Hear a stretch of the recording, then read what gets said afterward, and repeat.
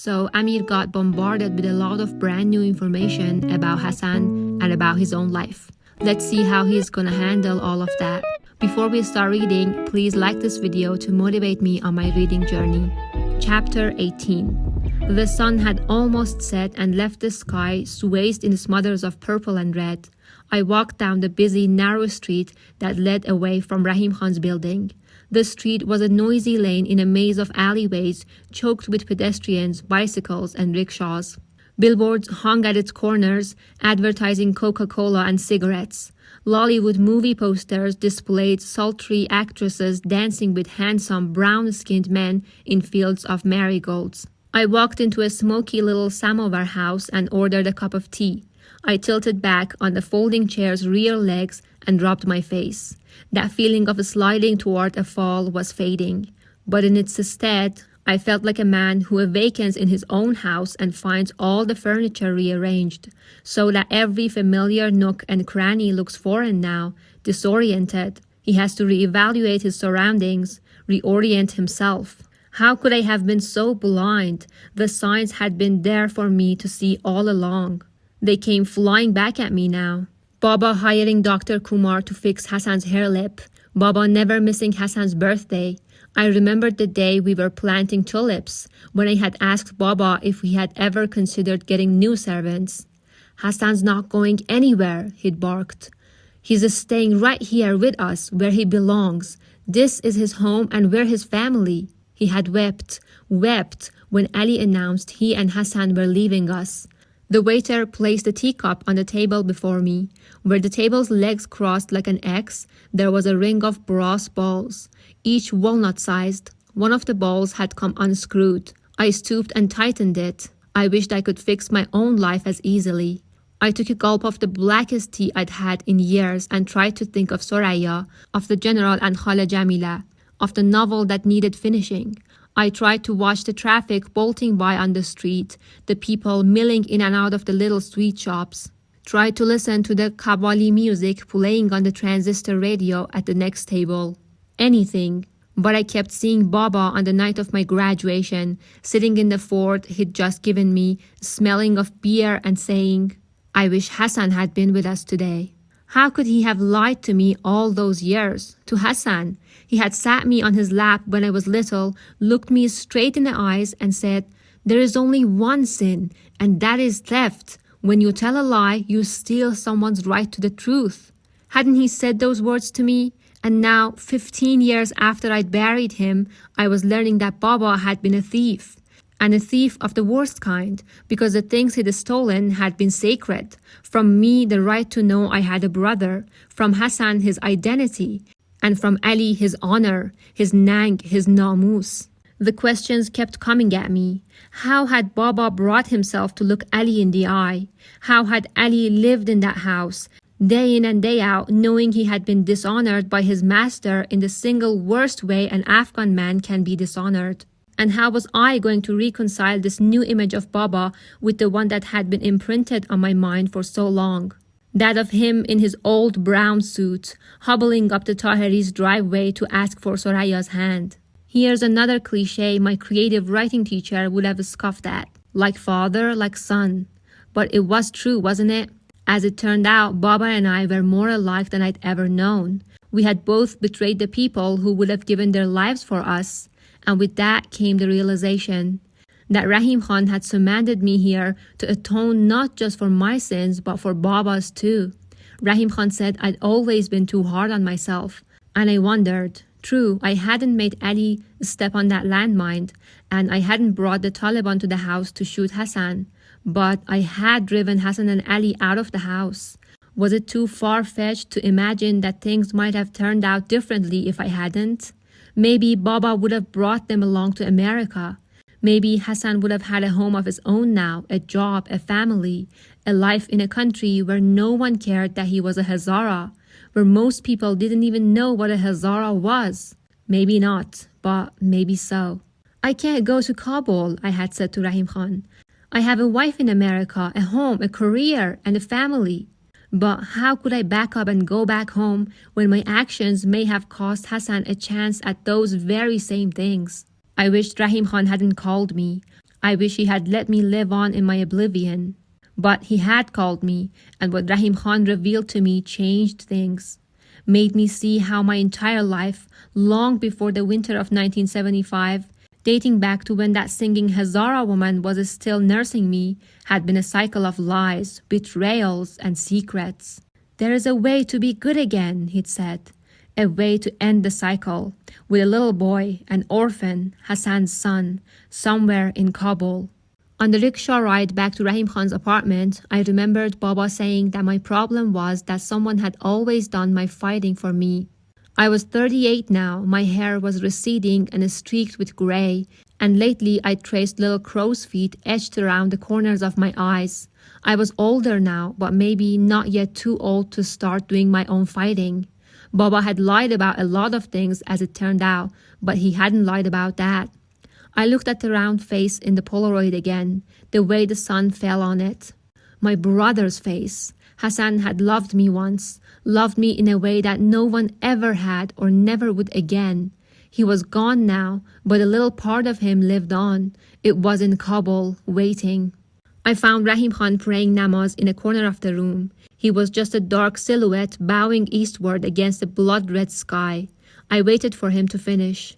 Then I told him I was going to Kabul. Told him to call the Caldwells in the morning.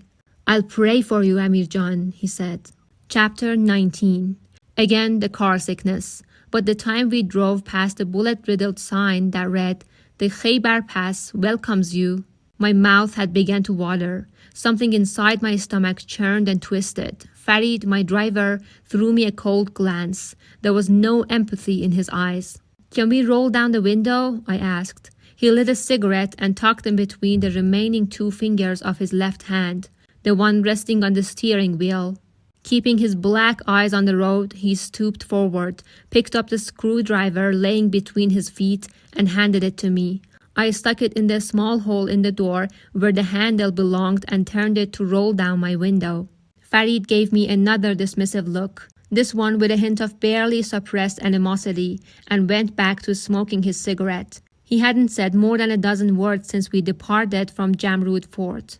"Tashakkur," I muttered. I leaned my head out of the window and let the cold mid-afternoon air rush past my face. The drive through the tribal lands of Khaybar Pass, winding between cliffs of shale and limestone, was just as I remembered it. Baba and I had driven through the broken train back in 1974. The arid, imposing mountains sat along deep gorges and soared to jagged peaks. Old fortresses, adobe-walled and crumbling, topped the crags. I tried to keep my eyes glued to the snow-capped Hindu Kush on the north side, but each time my stomach settled even a bit, the truck skidded around yet another turn, rousing a fresh wave of nausea. "Try a lemon." "What?" "Lemon, good for the sickness," Farid said. "I always bring one for this drive." "Nay, thank you," I said. The mere thought of adding acidity to my stomach stirred more nausea. Farid snickered. "It's not fancy like American medicine, I know. Just an old remedy my mother taught me." I regretted blowing my chance to warm up to him. "In that case, maybe you should give me some." He grabbed the paperback from the back seat and plucked a half lemon out of it. I bit down on it, waited a few minutes. "You were right, I feel better." I lied. As an Afghan, I knew it was better to be miserable than rude. I forced a weak smile. "Old Watani trick. No need for fancy medicine," he said. His tone bordered on the surly. He flicked the ash of his cigarette and gave himself a self-satisfied look in the rear-view mirror. He was a Tajik, a lanky, dark man with a weather-beaten face, narrow shoulders and a long neck, punctuated by a protruding Adam's apple that only peeked from behind his beard when he turned his head. He was dressed much as I was, though I suppose it was really the other way around.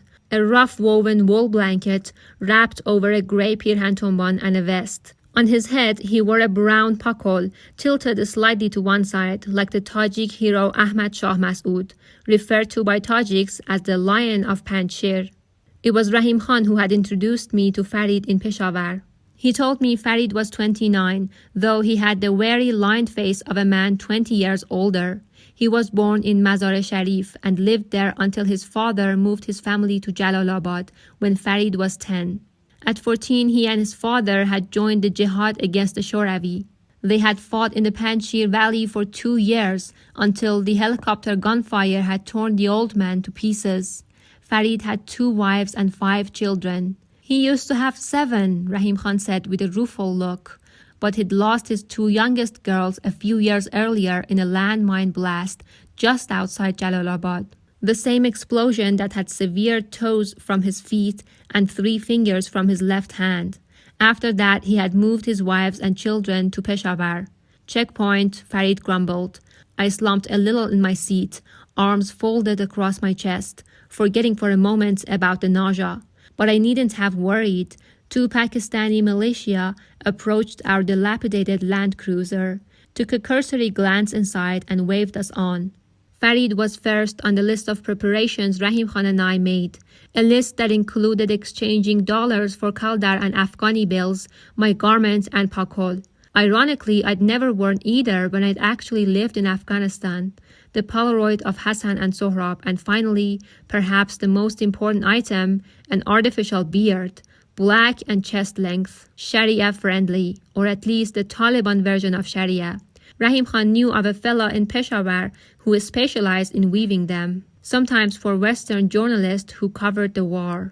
Rahim Khan had wanted me to stay with him a few more days, to plan more thoroughly, but I knew I had to leave as soon as possible. I was afraid I'd deliberate, ruminate, agonize, rationalize, and talk myself into not going. I was afraid the appeal of my life in America would draw me back, that I would wade back into the great big river and let myself forget, let the things I had learned these past few days sink to the bottom. I was afraid that I'd let the waters carry me away from what I had to do, from Hassan, from the past that had come calling, and from this one last chance at redemption. So I left before there was any possibility of that happening. As for Soraya, telling her I was going back to Afghanistan wasn't an option. If I had, she would have booked herself on the next flight to Pakistan. We had crossed the border and the signs of poverty were everywhere. On the other side of the road, I saw chains of little villages sprouting here and there, like discarded toys among the rocks, broken mud houses and huts consisting of little more than 4 wooden poles and a tattered cloth as a roof. I saw children dressed in rags chasing a soccer ball outside the huts. A few miles later, I spotted a cluster of men sitting on their haunches like a row of crows on a carcass of an old burned-out Soviet tank, the wind fluttering the edges of the blankets thrown around them. Behind them, a woman in a brown burqa carried a large clay pot on her shoulder, down a rutted path toward a string of mud houses. Strange, I said. What? I feel like a tourist in my own country, I said, taking in a goat herd leading a half-dozen emaciated goats along the side of the road. Farid snickered, tossed his cigarette. You still think of this place as your country? I think a part of me always will, I said more defensively than I had intended. After 20 years of living in America, he said, swerving the truck to avoid the pothole the size of a beach ball. I nodded. I grew up in Afghanistan. Farid snickered again. Why do you do that? Never mind, he murmured. No, I want to know. Why do you do that? In his rearview mirror, I saw something flash in his eyes. You want to know? He sneered. Let me imagine, Agha Sahib. You probably lived in a big 2- or 3-story house with a nice backyard that your gardener filled with flowers and fruit trees. All gated, of course. Your father drove an American car. You had servants, probably Hazaras. Your parents hired workers to decorate the house for the fancy mehmoonies they threw, so their friends would come over to drink and boast about their travels to Europe and America. And I would bet my son's eye that this is the first time you've ever worn a pakol. He grinned at me, revealing a mouthful of prematurely rotten teeth. Am I close? Why are you saying these things? I said. Because you wanted to know, he spat. He pointed to an old man dressed in ragged clothes, trudging down a dirt path, a large burlap pack filled with scrub grass tied to his back. That's the real Afghanistan, Agha Sahib. That's the Afghanistan I know. You've always been a tourist here. You just didn't know it. Rahim Khan had warned me not to expect a warm welcome in Afghanistan from those who had stayed behind and fought the wars. I'm sorry about your father, I said. I'm sorry about your daughters and I'm sorry about your hand. That means nothing to me, he said. He shook his head. Why are you coming back here anyway? Sell off your Baba's land? Pocket the money and run back to your mother in America? My mother died giving birth to me, I said. He sighed and lit another cigarette, said nothing. Pull over. What?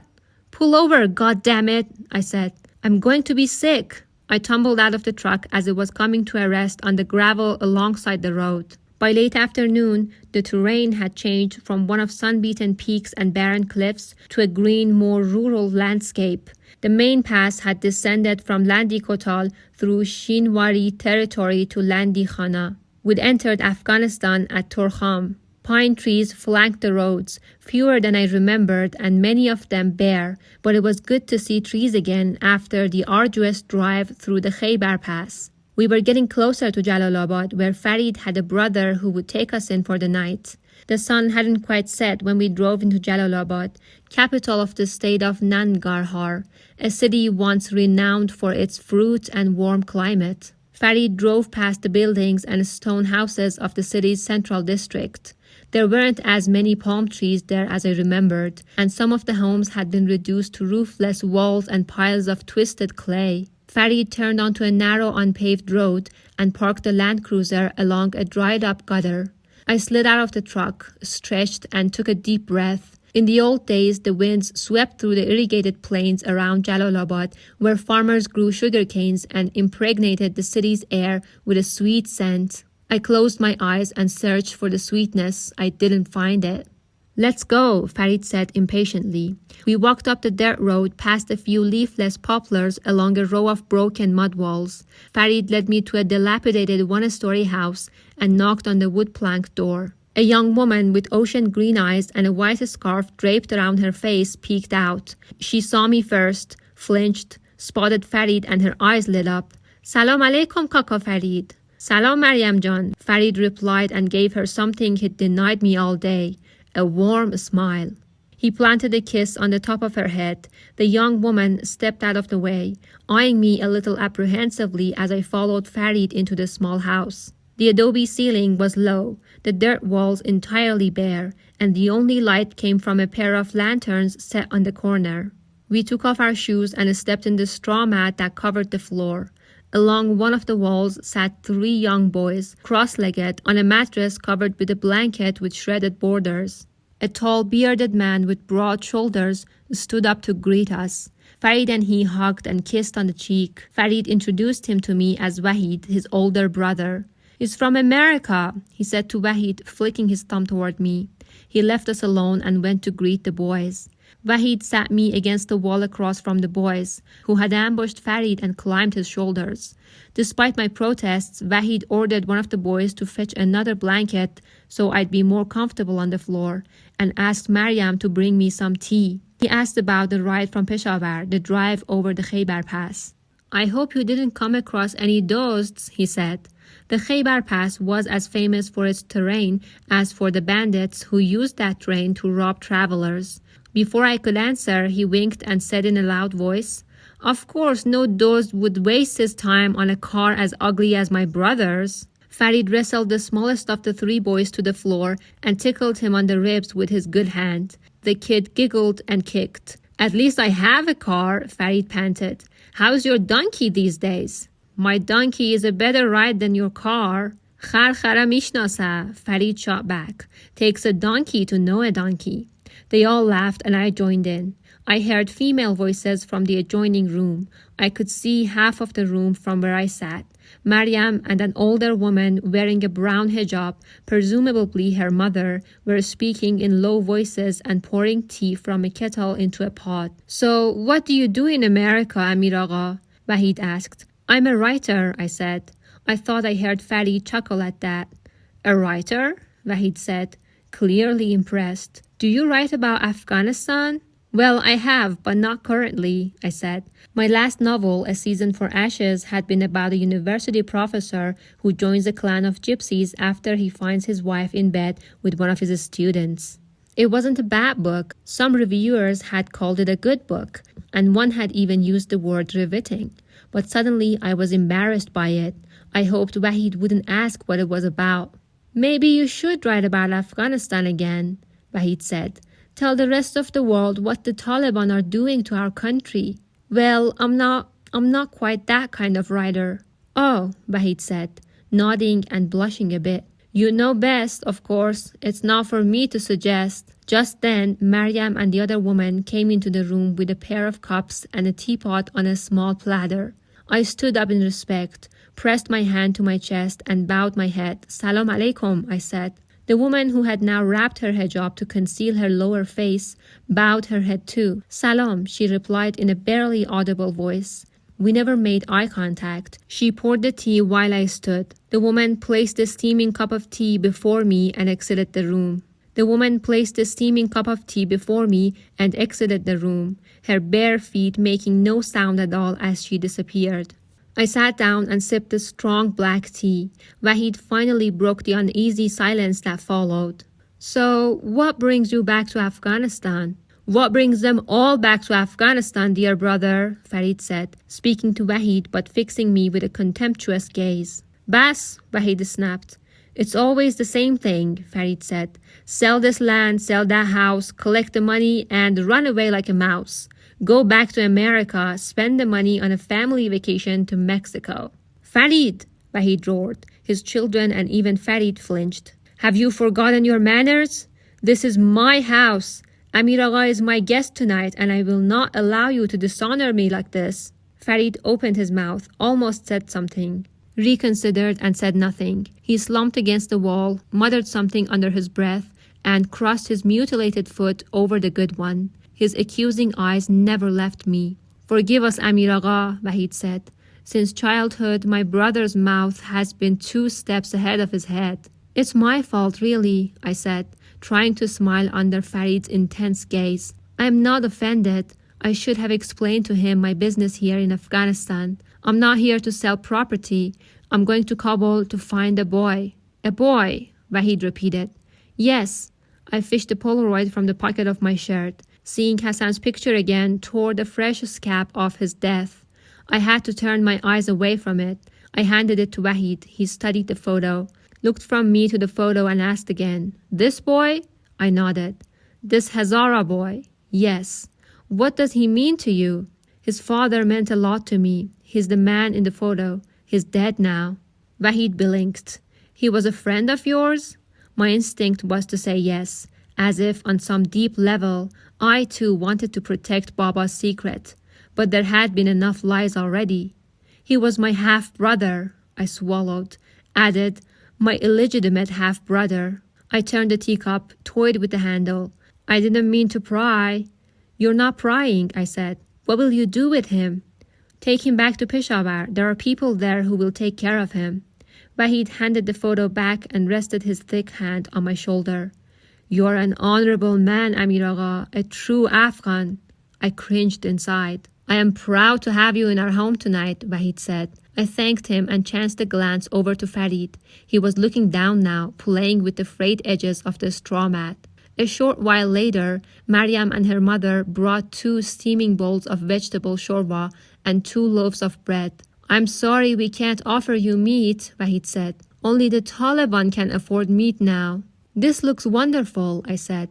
It did too. I offered some to him, to his kids, but Waheed said the family had eaten before we arrived. Farid and I rolled up our sleeves, dipped our bread in the shorba and ate with our hands. As I ate, I noticed Waheed's boys, all 3 thin with dirt-caked faces and short-cropped brown hair under their skull caps, stealing furtive glances at my digital wristwatch. The youngest whispered something in his brother's ear. The brother nodded, didn't take his eyes off my watch. The oldest of the boys, I guessed his age at about 12, rocked back and forth, his gaze glued to my wrist. After dinner, after I'd washed my hands with the water Mariam poured from a clay pot, I asked for Waheed's permission to give his boys a hediya, a gift. He said no, but when I insisted, he reluctantly agreed. I unsnapped the wristwatch and gave it to the youngest of the 3 boys. He muttered a sheepish tashakkur. It tells you the time in any city in the world, I told him. The boys nodded politely, passing the watch between them, taking turns trying it on. But they lost interest and soon the watch sat abandoned on the straw mat. "You could have told me," Farid said later. "The two of us were laying next to each other on the straw mat Waheed's wife had spread for us." "Told you what?" "Why you've come to Afghanistan." His voice had lost the rough edge I'd heard in it since the moment I had met him. "You didn't ask," I said. "You should have told me." "You didn't ask." He rolled to my face, curled his arm under his head. "Maybe I will help you find this boy." "Thank you, Farid," I said. "It was wrong of me to assume," I sighed. "Don't worry, you were more right than you know." His hands are tied behind him with roughly woven rope cutting through the flesh of his wrists. He's blindfolded with black cloth. He's kneeling on the street on the edge of the gutter filled with the still water, his head drooping between his shoulders. His knees roll on the hard ground and bleed through his pants as he rocks in prayer. It is late afternoon and his long shadow sways back and forth on the gravel. He's muttering something under his breath. I step closer. "1,000 times over," he mutters. "For you, 1,000 times over." Back and forth he rocks. He lifts his face. I see a faint scar above his upper lip. We are not alone. I see the barrel first, then the man standing behind him. He's tall, dressed in a herringbone vest and a black turban. He looks down at the blindfolded man before him with eyes that show nothing but a vast cavernous emptiness. He takes a step back and raises the barrel, places it on the back of the kneeling man's head. For a moment, fading sunlight catches in the metal and twinkles. The rifle roars with a deafening crack. I follow the barrel on its upward arc. I see the face behind the plume of smoke swirling from the muzzle. I am the man in the herringbone vest. I woke up with a scream trapped in my throat. I stepped outside, stood in the silver tarnish of the half-moon and glanced up to a sky riddled with stars. Crickets tripped in the shuttered darkness and wind wafted through the trees. The ground was cool under my bare feet and suddenly, for the first time since we had crossed the border, I felt like I was back. After all these years, I was home again, standing on the soil of my ancestors. This was the soil on which my great-grandfather had married his third wife a year before dying in the cholera epidemic that hit Kabul in 1915. She'd bore him what his first two wives had failed to, a son at last. It was on this soil that my grandfather had gone on the hunting trip with King Nader Shah and shot a deer. My mother had died on this soil, and on this soil I had fought for my father's love. I sat against one of the house's clay walls. The kinship I felt suddenly for the old land. It surprised me. I'd been gone long enough to forget and be forgotten. I had a home in a land that might as well be in another galaxy to the people sleeping on the other side of the wall I leaned against. I thought I had forgotten about this land, but I hadn't, and under the bony glow of the half-moon, I sensed Afghanistan humming under my feet. Maybe Afghanistan hadn't forgotten me either. I looked westward and marveled that somewhere over those mountains, Kabul still existed. It really existed, not just as an old memory or as the heading of an AP story on page 15 of the San Francisco Chronicle. Somewhere over those mountains in the west slept the city where my hair-lipped brother and I had run kites.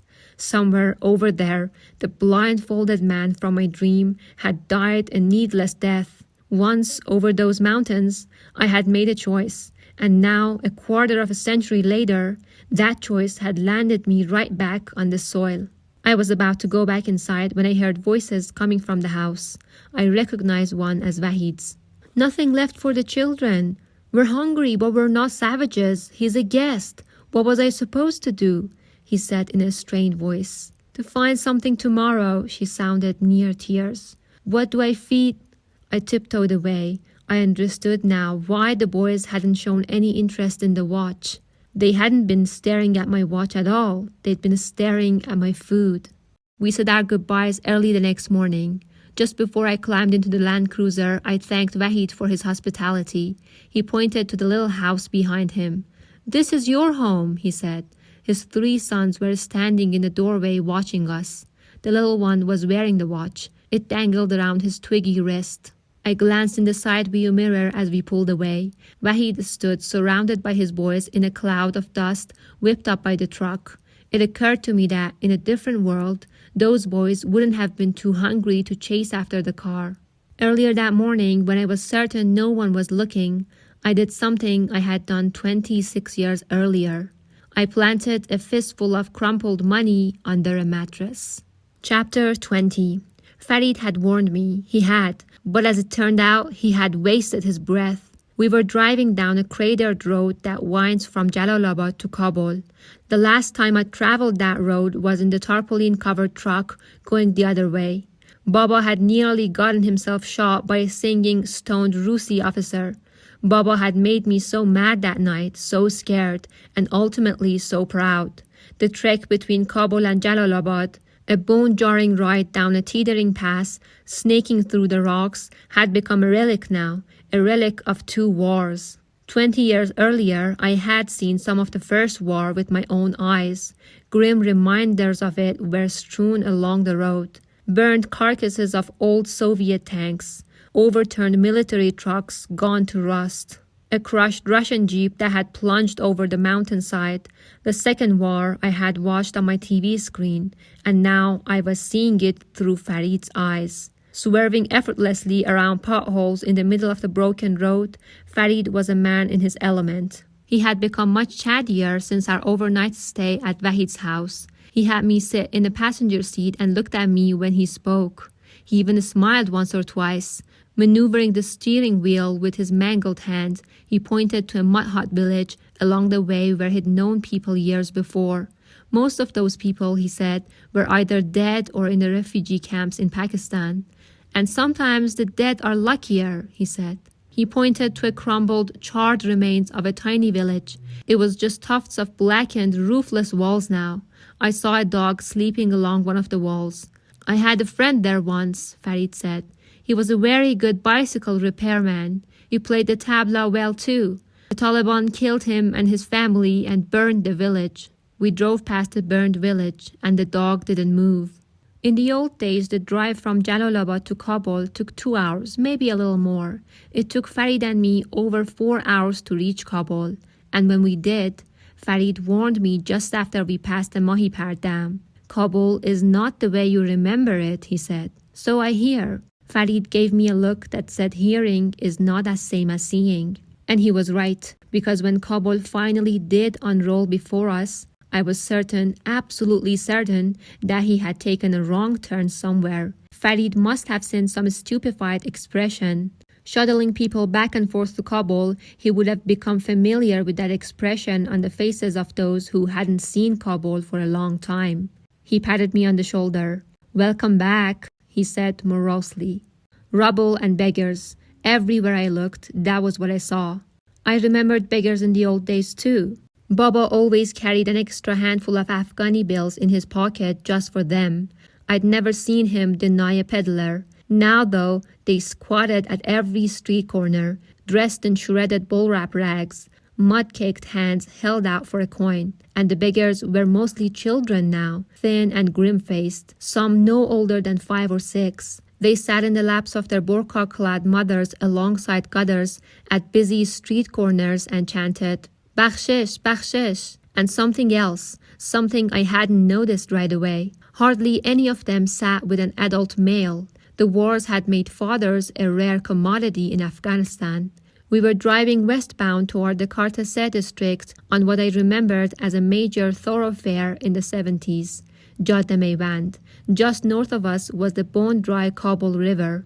On the hills to the south stood the broken old city wall. Just east of it was the Bala Hisar Fort, the ancient cathedral that the warlord Dostam had occupied in 1992. On the Shir Darwaza mountain range, the same mountains from which Mujahideen forces had showered Kabul with rockets between 1992 and 1996, inflicting much of the damage I was witnessing now. The Shir Darwaza range stretched all the way west. It was from those mountains that I remembered the firing of the Tupechasht, the moon cannon. It went off every day to announce noontime, and also to signal the end of daylight fasting during the month of Ramadan. You'd hear the roar of the cannon all through the city in those days. I used to come here to Jalalabad when I was a kid, I mumbled. There used to be shops here and hotels, neon lights and restaurants. I used to buy kites from an old man named Saifo. He ran a little kite shop by the old police headquarters. The police headquarters is still there, Farid said. No shortage of police in this city, but you won't find kites or kite shops on Jalalabad or anywhere else in Kabul. Those days are over. Jalalabad had turned into a giant sand castle. The buildings that hadn't entirely collapsed barely stood, with caved-in roofs and walls pierced with rocket shells. Entire blocks had been obliterated to rubble. I saw a bullet-pocked sign half buried at an angle in a heap of debris. It read, "Drink Coca-Cola." I saw children playing in the ruins of a windowless building amid jagged stumps of brick and stone. Bicycle riders and mule-drawn carts swerved around kids, stray dogs, and piles of debris. A haze of dust hovered over the city, and, across the river, a single plume of smoke rose to the sky. "Where are the trees?" I said. "People cut them down for firewood in the winter," Farid said. "The Sohrabi cut a lot of them down too." "Why?" "Snipers used to hide in them." A sadness came over me. Returning to Kabul was like running into an old, forgotten friend and seeing that life hadn't been good to him, that he'd become homeless and destitute. "My father built an orphanage in Shahr Kohna, the old city, south of here," I said. "I remember it," Farid said. "It was destroyed a few years ago." "Can you pull over?" I said. "I want to take a quick walk here." Farid parked along the curb on a small back street next to a ramshackle, abandoned building with no door. "That used to be a pharmacy," Farid muttered as we exited the truck. We walked back to Jalalabad and turned right, heading west. "What's that smell?" I said. Something was making my eyes water. "Diesel," Farid replied. "The city's generators are always going down, so electricity is unreliable, and people use diesel fuel." "Diesel. Remember what the street smelled like in the old days?" Farid smiled. "Kebab. Lamb kebab," I said. "Lamb," Farid said, tasting the word in his mouth. "The only people in Kabul who get to eat lamb now are the Taliban." He pulled on my sleeve. "Speaking of which," a vehicle was approaching us. "Beard patrol," Farid murmured. That was the first time I saw the Taliban. I'd seen them on TV, on the internet, on the cover of magazines, and in the newspapers. But there I was now, less than 50 feet from them, telling myself that the sudden taste in my mouth wasn't unadulterated, naked fear. Telling myself my flesh hadn't suddenly shrunk against my bones and my heart wasn't battering. Here they come, in all their glory. The red Toyota pickup truck idled past us. A handful of stern-faced young men sat on their haunches in the cab, Kalashnikovs slung on their shoulders. They all wore beards and black turbans. One of them, a dark-skinned man in his early 20s, with thick knitted eyebrows, twirled a whip in his hand and rhythmically swatted the side of the truck with it. His roaming eyes fell on me, held my gaze. I'd never felt so naked in my entire life. Then the Talib spat tobacco-stained spittle and looked away. I found I could breathe again. The truck rolled down Jalalabad, leaving in its trail a cloud of dust. "What is the matter with you?" Farid hissed. "What? Don't ever stare at them. Do you understand me? Never." "I didn't mean to," I said. "Your friend is quite right, Agha. You might as well poke a rabid dog with a stick," someone said. This new voice belonged to an old beggar sitting barefoot on the steps of a bullet-scarred building.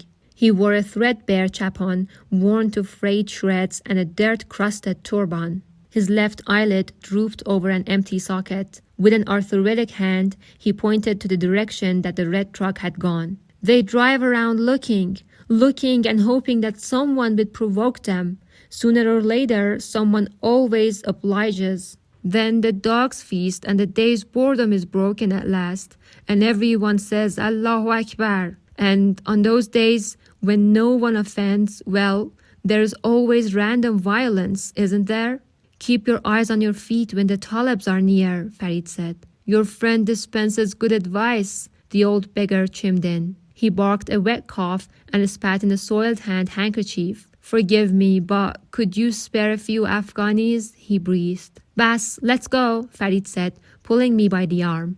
I handed the old man 100,000 Afghanis, or the equivalent of about $3. When he leaned forward to take the money, his snatch, like sour milk and feet that hadn't been washed in weeks, flooded my nostrils and made my guards rise. He hurriedly slipped the money in his waist, his lone eye darting side to side. A world of thanks for your benevolence, Agha Sahib. Do you know where the orphanage is in Kartese? I said.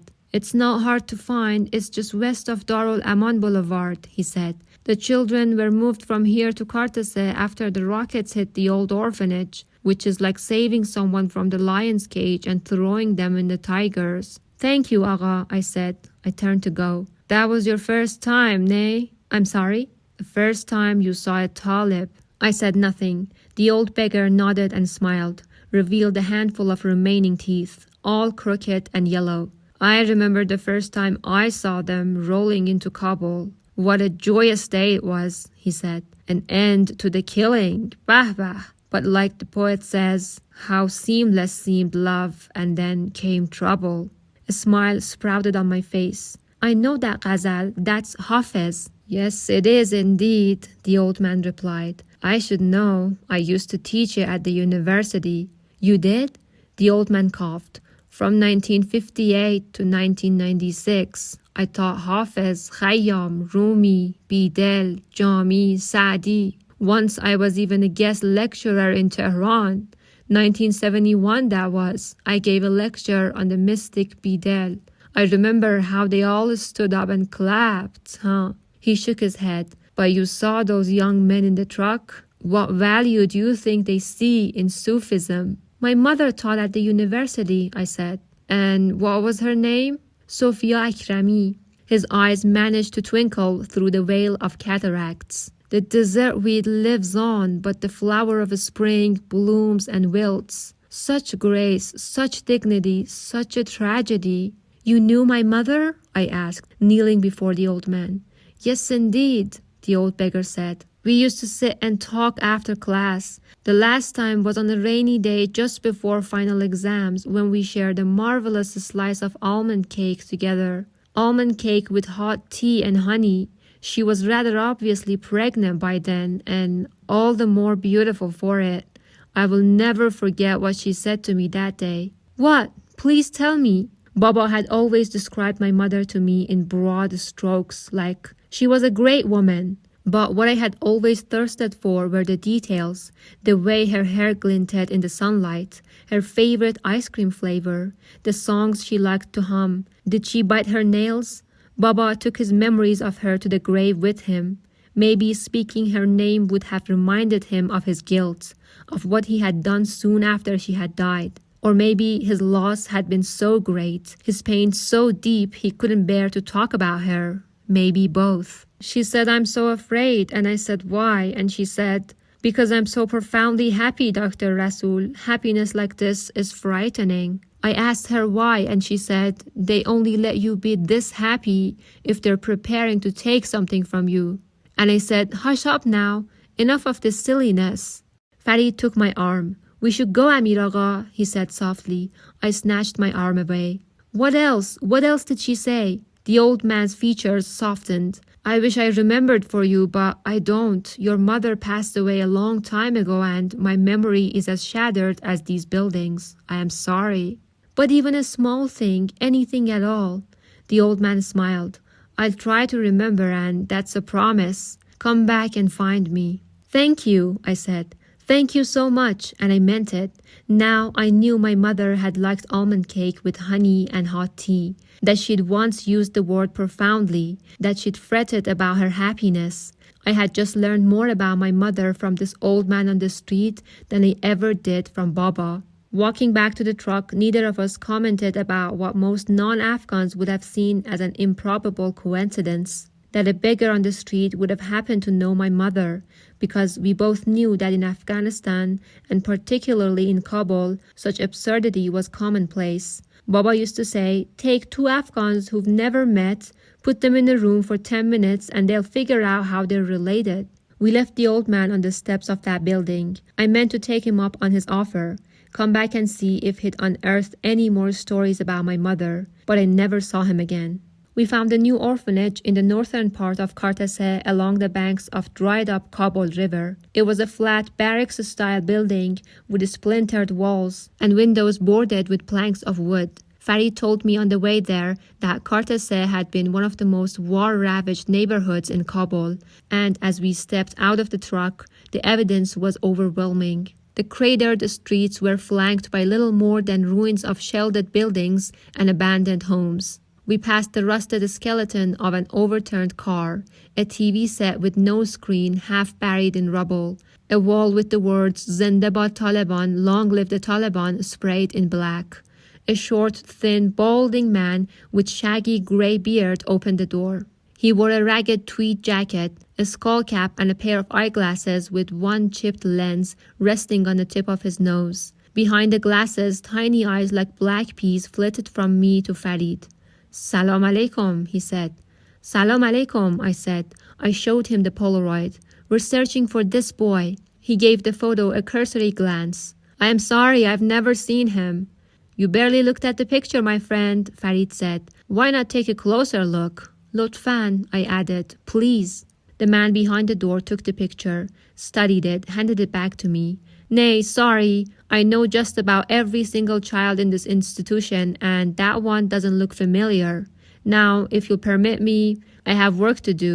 He closed the door, locked the bolt. I rapped on the door with my knuckles. Aga, please open the door. We don't mean any harm." "I told you, he's not here." His voice came from the other side. "Now please go away." Farid stepped up to the door, rested his forehead on it. "Friend, we're not with the Taliban," he said in a low, cautious voice. "The man who is with me wants to take this boy to a safe place." "I come from Peshawar," I said. "A good friend of mine knows an American couple there who run a charity home for children." I felt the man's presence on the other side of the door, sensed him standing there, listening, hesitating, caught between suspicion and hope. "Look, I knew Sohrab's father," I said. "His name was Hassan. His mother's name was Farzana. He calls his grandma Sasa. He knows how to read and write, and he's good with the slingshot. There's hope for this boy, Aga. A way out. Please open the door." From the other side, only silence. "I'm his half-uncle," I said.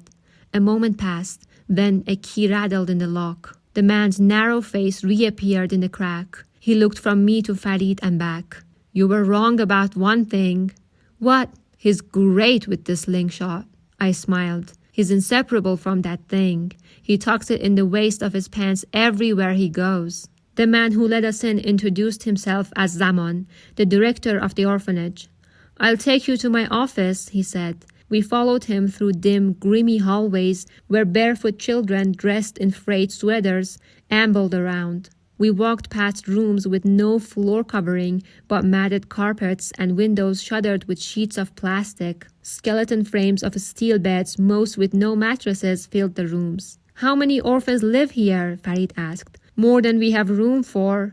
"About 250, Zaman said over his shoulder. "But they're not all yatim. Many of them have lost their fathers in the war and their mothers can't feed them because the Taliban won't allow them to work. So they bring their children here." He made a sweeping gesture with his hand and added ruefully, "This place is better than the streets, but not that much better. This building was never meant to be lived in. It used to be a storage warehouse for a carpet manufacturer. So there's no water heater and they've let the well go dry." He dropped his voice. "I've asked Taliban for money to dig a new well more times than I remember, and they just twirl their rosaries and tell me there's no money." "No money," he snickered. He pointed to a row of beds along the wall. "We don't have enough beds and not enough mattresses for the beds we do have. Worse, we don't have enough blankets." He showed us a little girl skipping rope with 2 other kids. "You see that girl? This past winter, the children had to share blankets. Her brother died of exposure." He walked on. "The last time I checked, we have less than a month's supply of rice left in the warehouse. And when that runs out, the children will have to eat bread and tea for breakfast and dinner." I noticed he made no mention of lunch. He stopped and turned to me.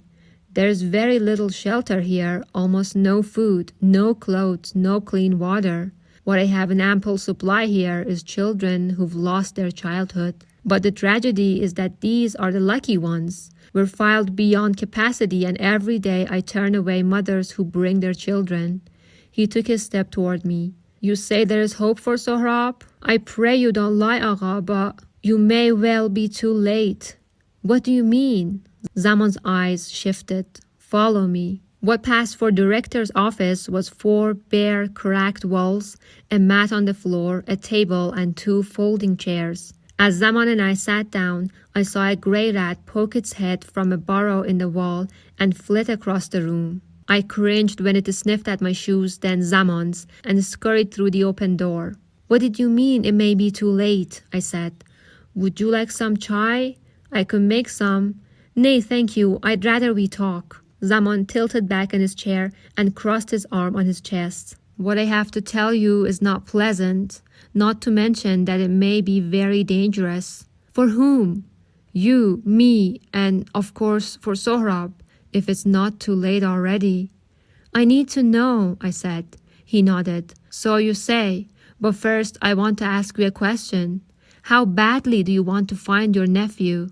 I thought of the street fights we'd get into when we were kids. All the times Hassan used to take them on for me. 2 against 1, sometimes 3 against 1. I'd wince and watch, tempted to step in, but always stopping short, always held back by something. I looked at the hallway, saw a group of kids dancing in a circle. A little girl, her left leg amputated below the knee, sat on the ratty mattress and watched, smiling and clapping along with the other children. I saw Farid watching the children too, his own mangled hand hanging at his side. I remember Waheed's boys and I realized something. I would not leave Afghanistan without finding Sohrab. Tell me where he is, I said. Zaman's gaze lingered on me.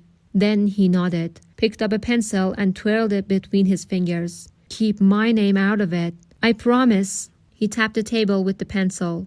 Despite your promise, I think I'll live to regret this, but perhaps it's just as well. I'm damned anyways. But if something can be done for Sohrab, I'll tell you because I believe you. You have the look of a desperate man. He was quiet for a long time. There is a Talib official, he muttered. He visits once every month or 2. He brings cash with him. Not a lot, but better than nothing at all. His shifty eye fell on me, rolled away. Usually he'll take a girl, but not always. And you allow this? Farid said behind me. He was going around the table, closing in on Zaman. What choice do I have? Zaman shot back. He pushed himself away from the desk. You're the director here, Farid said. Your job is watch over these children. There is nothing I can do to stop it. You're selling children, Farid barked. Farid, sit down, let it go, I said, but I was too late. Because suddenly Farid was leaping over the table. Zaman's chair went flying as Farid fell on him and pinned him to the floor. The director thrashed beneath Farid and made muffled screaming sounds. His legs kicked the desk drawer free and sheets of paper spilled to the floor. I ran around the desk and saw why Zaman's screaming was muffled. Farid was strangling him. I grasped Farid's shoulders with both hands and pulled hard. He snatched away from me. That's enough, I barked, but Farid's face had flushed red. His lips pulled back in a snarl. I'm killing him. You can't stop me. I'm killing him, he sneered. Get off him. I'm killing him. Something in his voice told me that if I didn't do something quickly, I'd witness my first murder.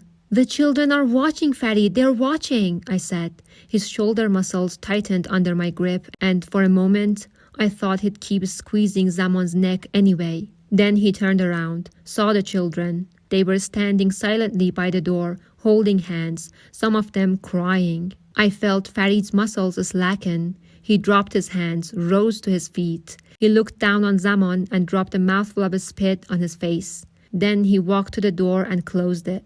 Zaman struggled to his feet, blotted his bloody lips with his sleeve, wiped the spit off his cheek. Coughing and wheezing, he put on his skull cap, his glasses, saw both lenses had cracked, and took them off.